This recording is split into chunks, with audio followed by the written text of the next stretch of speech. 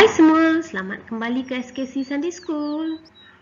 Hey, cuba teka, sekarang ni musim apa ni? Musim Christmas dah datang kan? Okey, hari ni kita mulakan dengan edisi Natal kita untuk Sunday School.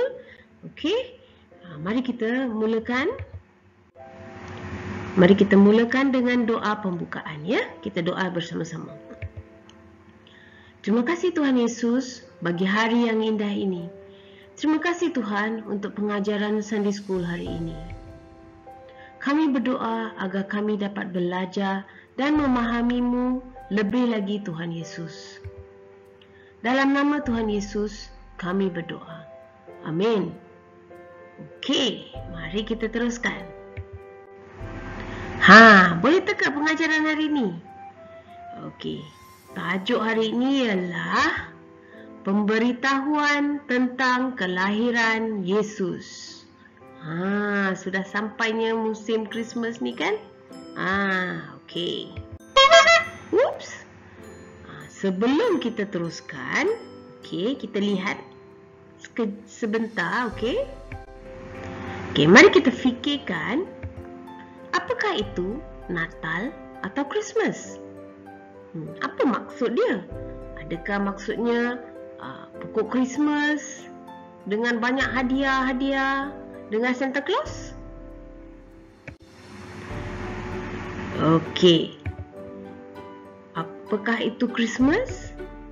Christmas itu sebenarnya semuanya tentang Tuhan Yesus. Okey, mari kita fikirkan apa tu hari Natal? Apa itu Christmas? Jadi, Christmas ialah pesta bagi menyambut kelahiran Yesus. Okey. Disambut pada 25 Disember. Semua ingatlah tarikh ini kan? Tapi ini bukanlah sebenarnya tarikh lahir Tuhan Yesus ya. Bukan macam kita lahir, doktor akan rekod dia lahir pukul 2, 21 hari bulan Julai, macam tu kan. Tapi tidak seperti itu. Pada waktu kelahiran Tuhan Yesus dahulu, tiada rekod seperti itu. Tapi kita tahu, okey, dari sejarah kita tahu Tuhan Yesus dilahirkan dalam musim sejuk. Dan tarikh ini 25 Disember telah dipilih, okey, oleh pihak gereja pada waktu dahulu ya. Okey, telah ditetapkan. Jadi kita pun sambutlah mengingati semula kelahiran Yesus pada 25 Disember. Mari kita fikirkan, mengapakah ada pokok Christmas? Dahulu pokok ru yang menghijau digunakan. Dalam English evergreen fir tree, okey? Pokok ni akan kekal berdaun hijau walaupun waktu musim sejuk. Dalam bertahun-tahun ya, tradisi ini, okey, pelbagai tradisi telah membentuk cerita di sebalik pokok Christmas. Bagi kita orang Kristian, kita menggunakannya sebagai peringatan tentang kehidupan kekal dengan Tuhan Yesus. Sebab pokoknya sentiasa hijau, tak pernah layu daun dia, tak pernah gugur. Dia tidak gugur waktu musim luruh. Dia pokoknya akan sentiasa hijau pokok ru ni. Jadi ini mengingatkan kita tentang kehidupan kekal dengan Tuhan. Tapi sekarang ni, pada zaman ni, kita adalah pokok Christmas warna hijau, putih, merah, purple, pink, semua color ada kan. Tetapi apabila kita melihat, tak kiralah apa warna dia, okey, kita lihat pokok Christmas, boleh mengingatkan kita tentang kehidupan kekal dengan Tuhan. Apa lagi ni? Perhiasan pada pokok Christmas tu. Perhiasan pertama, lampu. Okey, dahulu orang menggunakan lilin. Tetapi sekarang ni orang menggunakan lampu elektrik kan. Tak pernah pula aunty tengok ada orang gunakan lilin. Ini mungkin pada masa dahulu sebelum ada elektrik. Okey, lampu mengingatkan kita, lampu pada pokok Christmas ni mengingatkan kita Yesus terang dunia. Okey, apa lagi? Okey, perhiasan seterusnya, bintang. Bintang biasanya diletak di bahagian atas pokok Christmas kan? Pokok Christmas dekat rumah kamu ada bintang. Ini mengingatkan kita tentang bintang yang membawa orang Magi ke Bethlehem semasa kelahiran Yesus. Okey, mereka melihat bintang ni dan mencari di mana Tuhan Yesus kan. Inilah bintang. Bintang ni mengingatkan kita tentang kelahiran Tuhan Yesus. Apa lagi ni? Ini bauble, perhiasan. Aunty tak jumpa apakah nama dia dalam bahasa Malaysia. Jadi kita panggil saja dalam bahasa Inggeris bauble. Okey, bola-bola yang dihias ke atas pokok kan. Okey. Orang dahulu menggunakan buah apple untuk menghiasi pokok mereka. Sebelum ada plastik, sebelum plastik dicipta, mereka menggunakan buah apple. Sebab apa? Buah apple merah, cantik. Kan? Okey. Sekarang kita menggunakan bauble. Okey. Atau bola ni lah. Cikgu pun tak pasti apa nama dia dalam bahasa Malaysia. Tahan lama dan lebih ringan. Bauble ni mengingatkan kita tentang buah Roh Kudus. Ada berapa? Boleh kamu namakan? Lain kali nanti cikgu tanya. Okey? Okey, lagi apa ni? Gula-gula. Ini gulanya nama dia candy cane. Okey? Candy cane ini ialah gula-gula. Okey, bentuknya seperti tongkat gembala. Nampak tak bentuk dia? Dia memang bentuk dia selalu macam ni saja. Okey, panggilnya candy cane. Okey? Ini mengingatkan kita tentang Yesus sebagai gembala yang baik. Untuk Yesuslah yang memberi kita panduan dan ajaran, ya, betul tak? Gembala yang baik. Okey. Okey, apa lagi ni? Perhiasan loceng. Ada tak kamu hiaskan pokok Christmas kamu dengan loceng? Kadang-kadang kita juga menghiasi pokok Christmas dengan loceng. Imam Yahudi dahulu menjahit loceng pada baju emas mereka, loceng emas pada baju mereka untuk mengingatkan mereka tentang Tuhan. Loceng ini apabila kita gantung dekat pokok Christmas kita atau kita terlihat, mengingatkan kita Yesuslah imam yang tertinggi. Okey? Okey, apa lagi? Perhiasan yang lain yang pernah kamu lihat di atas pokok Christmas. Ada yang hanya sekadar hiasan. Ada juga aunty tengok ada apa Lego lah, apa benda snowman lah, semua ada kan. Jadi ini semua kadang-kadang sekadar hiasan saja. Tetapi bolehkah kamu fikirkan makna khas di sebalik hiasan lain yang ada pada pokok Christmas, pokok Natal? Boleh bincang dengan ibu bapa kamu nanti. Okey? Okey, kita teruskan pengajaran untuk hari ini. Pemberitahuan tentang kelahiran Yesus. Okey, pengajaran hari ini diambil dari Lukas pasal 1 ayat 26 hingga 38. Lukas pasal 1 26 hingga 38. Okey, kita baca dahulu ayat Alkitab kita, lepas tu kita lihat gambar yang nanti dah sediakan. Okey? Okey. Dalam bulan yang ke-6, Allah menyuruh malaikat Gabriel pergi ke sebuah kota di Galilea bernama Nazaret kepada seorang perawan yang bertunang dengan seorang bernama Yusuf dari keluarga Daud. Nama perawan itu Maria. Ramainya orang dalam ayat-ayat ni. Okey, mari kita lihat gambar dan kita fahamkan sedikit, ya. Okey, ini Elizabeth. Okey, Elizabeth telah mengandung 6 bulan. Pada bulan ke-6 ni Tuhan menghantar malaikat Gabriel. Okey. Okey, Elizabeth ni ialah ibu kepada Yohanes Pembaptis. Dia adalah saudara kepada Maria. Okey. Ini Elizabeth. Ini malaikat, nama dia Gabriel, ya. Okey. Dan malaikat ni datang kepada Mary, Maria ya. Okey. Dia datang dan dia datang berjumpa Maria. Okey, lagi siapa lagi dalam ayat ni? Ini Yusuf. Yusuf ialah tunang kepada Maria. Okey? Okey, mari kita lihat. Okey, Lukas pasal 1 ayat 28 kita baca bersama dulu ya. Ketika malaikat itu masuk ke rumah Maria, ia berkata, "Salam hai engkau yang dikaruniai Tuhan. Tuhan menyertai engkau."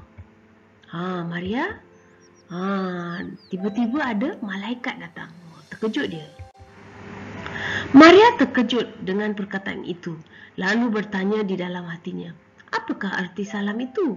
Kalau tiba-tiba ada orang, ada malaikat datang, mestilah kita pun terkejut kan? Lagi dia fikir, apa artinya? Ada ke khabar baik ke, khabar buruk ke? Takutnya. Kata malaikat itu kepadanya, jangan takut, hai Maria, sebab engkau beroleh kasih karunia di hadapan Allah. Sesungguhnya engkau akan mengandung dan akan melahirkan seorang anak laki-laki, dan hendaklah engkau menamai dia Yesus. Lukas 1:30 hingga 31. Kita lihat. Malaikat itu datang dan berkata kepada Maria, dia akan mendapat seorang bayi dan harus dinamakan Yesus. Ia akan menjadi besar dan akan disebut Anak Allah yang Maha Tinggi. Dan Tuhan akan mengaruniakan kepadanya tahta Daud, bapa leluhurnya. Dan ia akan menjadi raja atas kaum keturunan Yakub sampai selama-lamanya, dan kerajaannya tidak akan berkesudahan. Lukas pasal 1 ayat 32 hingga 33. Nampak tak, malaikat tu kata anak yang lahir itu akan menjadi Allah, anak Allah yang Maha Tinggi, dan dia akan berkuasa ke atas keturunan Yakub selama-lamanya. Okey. Inilah Yesus kan? Okey. Lukas 1:34. Mari kita baca. Kata Maria kepada malaikat itu, bagaimana hal itu mungkin terjadi? Kerana aku belum bersuami. Maria berkata, saya belum bersuami, macam mana boleh ada anak? Jawab malaikat itu kepadanya, Roh Kudus akan turun atasmu, dan kuasa Allah yang Maha Tinggi akan menaungi engkau. Sebab itu, anak yang akan kau lahirkan itu akan disebut kudus, Anak Allah. Lukas 1:35. Jadi malaikat tu kata Roh Kudus akan memberi anak kepada Maria. Okey, akan turun ke atas Maria, dan Maria akan mengandungkan anak Tuhan yang kudus ya, Anak Allah ya, Yesus ya. Okey. Maria, wow. Okey. Dan Lukas 1:36 hingga 37. Dan sesungguhnya Elizabeth, sanakmu itu pun sedang mengandung seorang anak laki-laki pada hari tuanya, dan inilah bulan yang ke-6 bagi dia, yang disebut mandul itu. Sebab bagi Allah tiada yang mustahil. Malaikat tu terus berkata lagi, Elizabeth ni saudara kepada Maria, dia dah tua dah. Dah tak ada peluang untuk mendapat anak, tetapi sebab tiada yang mustahil bagi Allah, bagi Tuhan, dia telah mengandungkan seorang anak dan berada di bulan ke-6 kandungannya. Okey, so kita boleh lihat malaikat tu berkata tiada yang mustahil bagi Tuhan. Sebab Maria kata, macam mana saya boleh ada anak? Saya belum berkahwin. Okey. Kata Maria, sesungguhnya aku ini adalah hamba Tuhan.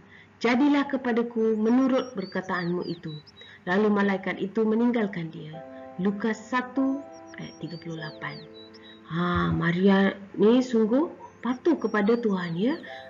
Dia bersedia menghadapi cabaran dan dia berkata, jadilah kepadaku seperti yang kamu cakap. Dia kata kepada malaikat tu, dan malaikat tu pun meninggalkan dia. Jadi inilah kisah dari Alkitab untuk hari ini. Mari kita lihat apa yang kita boleh belajar dari kisah hari ini. Okey, kita belajar bahawa Tuhan memanggil kita. Maria hanyalah seorang gadis dari keluarga yang biasa sahaja. Dia masih muda, belum berkahwin. Dia telah dipilih oleh Tuhan untuk melayaninya. Okey, setiap orang ada tujuan dan panggilan yang berlainan. Mungkin ada di antara kamu yang melayani sebagai acolyte di gereja, atau penyanyi, atau pemuzik. Ada tak? Kamu suka muzik? Ada yang suka menyanyi, ada yang suka melayani di gereja, tolong padri, kan? Kita semua ada panggilan yang berlainan, okey? Kita melayani dengan cara yang berlainan. Okey, kita mungkin tidak pasti atau tahu. Kita mungkin ada panggilan lain yang lebih besar. Mungkin kita dipanggil jadi guru Sunday school.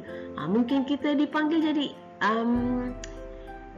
padri, kan? Kita tak tahu, okey? Tetapi kita mesti terus berdoa dan berbicara dengan Tuhan. Kita perlu percaya dan patuhi ajaran Tuhan Yesus, dan Tuhan akan memberitahu panggilan kita pada waktunya. Okey, kita kena bersabar dan tunggu dan memahami kehendak Tuhan. Tuhan akan memanggil kita apabila kita ada hati untuk melayani Dia. Okey, kita juga belajar bahawa tiada yang mustahil. Okey, bagi Tuhan tiada yang mustahil. Dia berkata-kata dan mencipta dunia kita dengan kata-katanya sahaja. Dalam kisah hari ini pula, Tuhan membuat persiapan untuk menghantar juru selamat kita semua, ya, untuk menyelamatkan kita daripada dosa, untuk menyatukan kita dengan Tuhan melalui pertolongan Roh Kudus. Jadi tiada yang mustahil bagi Tuhan. Walaupun Maria seorang gadis yang belum berkahwin, tiada bersuami, tetapi dia akan mengandungkan anak. Okey, tiada yang mustahil bagi Tuhan. Okey, kita juga belajar bahawa Tuhan Yesus kudus. Dalam kisah Alkitab hari ini, Tuhan Yesus akan dilahirkan sebagai seorang manusia biasa saja. Tetapi Tuhan Yesus bukan manusia biasa. Dia memang luar biasa dan dahsyat. Dia akan disebut kudus, anak Allah. Dia dikandungkan oleh Maria melalui kuasa Roh Kudus, okey, bukan melalui manusia. Dan bagi kita, seorang bapa dan seorang ibu diperlukan untuk mendapatkan seorang anak. Kita manusia biasa, tetapi Yesus adalah bayi yang istimewa, bayi mukjizat, dikandungkan oleh Roh Allah, Roh Kudus, ya. Okey, kita juga belajar, okey, apakah jawapan kita? Okey, kita lihat Maria seorang gadis muda, okey, baru memerlukan hidupnya, baru bertunang dengan Yusuf. Tetapi hidupnya itu akan menghadapi cabaran yang besar. Okey, perempuan yang mengandungkan anak sebelum berkahwin dipandang hina pada ketika itu dan juga sekarang, ya. Tetapi Maria percaya dan patuh kepada Tuhan. Dia bersedia mengarungi kesusahan dan penderitaan untuk Tuhan. Kadang-kadang kita juga menghadapi kesusahan atau cabaran. Adakah kita percayai Tuhan dan rancangannya? Adakah kita sanggup melalui kesusahan, cabaran dan penderitaan?